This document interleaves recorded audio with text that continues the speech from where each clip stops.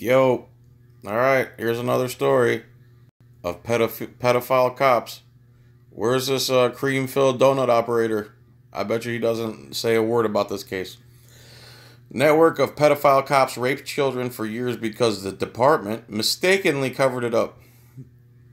Two former officers have been charged with raping children, and accusations were made a systemic cover-up was at work within the LMPD. So, inside information into years-long sex saga involving two former Louisville Metropolitan Police Department officers is now being revealed. The city commissioned former U.S. Attorney Kerry Harvey to investigate the LMPD Explorers program for children to determine if sexual misconduct, abuse, and even rape were widespread with police officers involved in the program. Two former LMPD officers have been charged with serious crimes. There's a link there to go further if you want to find out what that's all about. As the Free Thought Project reported, and the city, with good reason, wanted to know more about the police handled complaints from parents and reports of children were being groomed, propositioned, and even raped.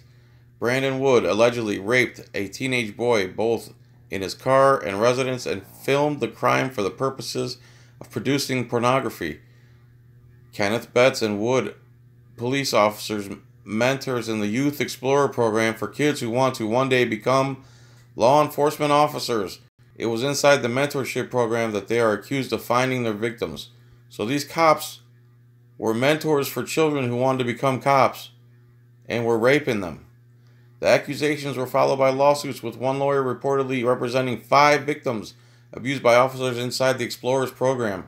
Not only did parents accuse the police officers' superiors of doing nothing about their criminal complaints, the police officers' union also began to stonewall, filing a lawsuit in an attempt to prevent investigators from interviewing more cops, as the Free Thought Project has reported.